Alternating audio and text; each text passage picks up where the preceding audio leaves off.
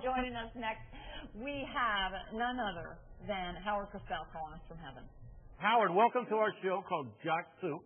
And Darren, he could not believe you're coming down from heaven. He wanted to ask you a question. Yeah, I always thought that you carried on such a good rapport with Muhammed Ali. Would you say that he was the best guy that you enjoyed entertaining and interviewing throughout your career? Obviously, in 1963, when I brought Ali, then of course Cassius Marcellus Clay to the studios at ABC there on West 66th Street after he defeated Hammer and Henry Cooper in London town. Yes, he was the greatest of all time.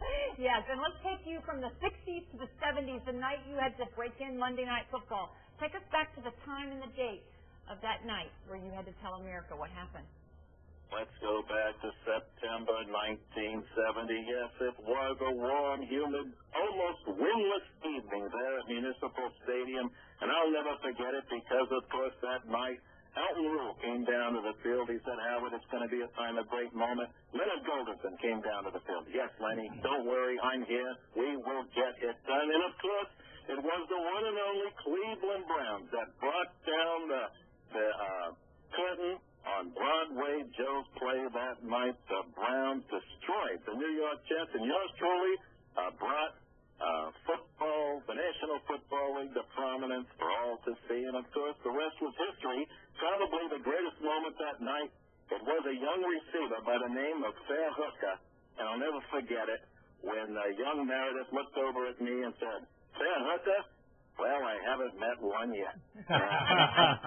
Hey, Howard, that's funny you brought up Fair Hooker. Deberg threw to him, too. Howard, this is Dutch. I got to say, hands down, you were my favorite growing up.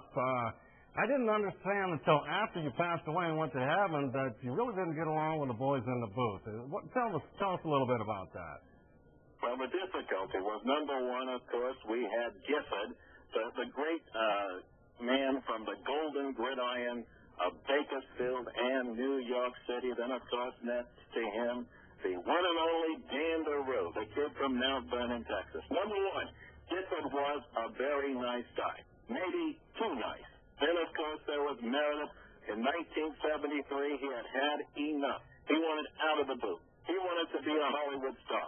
I said, let him go to NBC. Of course, he did go to NBC. And there he had his difficulties with Kurt Gowdy, because Kurt Gowdy, although he was one of the most solid broadcasters in the history of broadcasting, was not Howard Cosell. He could not set off a fire like I did with Meredith, and so he had his difficulties. And so then he went on to Police Story, and there, of course, he did do a little bit of nice work for NBC there on the Police Story anthologies with little David Gerber.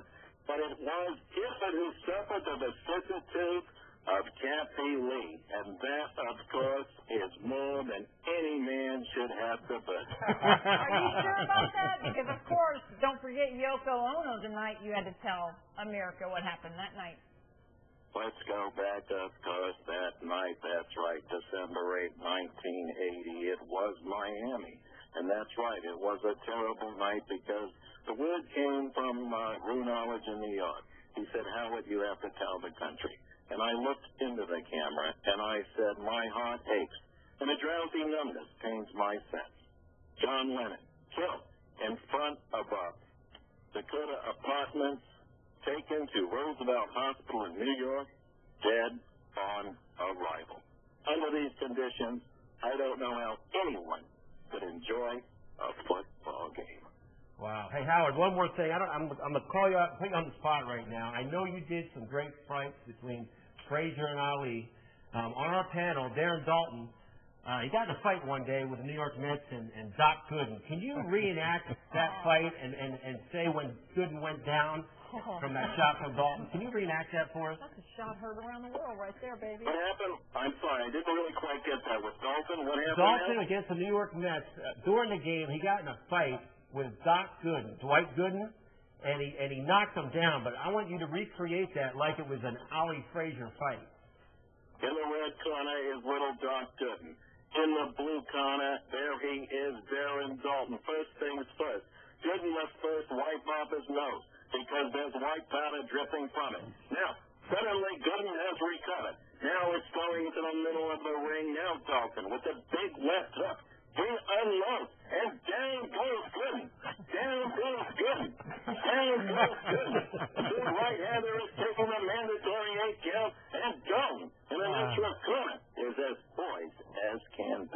That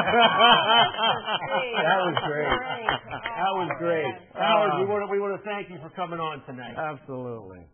All right, and my blessings to the one and only Pac-Man Jones, who, of course, is such a shining example to the National Football League, and to Ocho Cinco, Chad Johnson, who, of course, now has his IQ planted to the back of his head.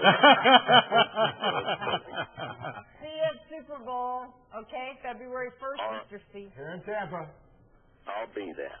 It's going to be a wild 16 weeks of football, and we got Steve Deberg to analyze that. Stay tuned next week because I want to go into the playbook, the big sports radio talk. How can anyone learn the John Gruden's playbook?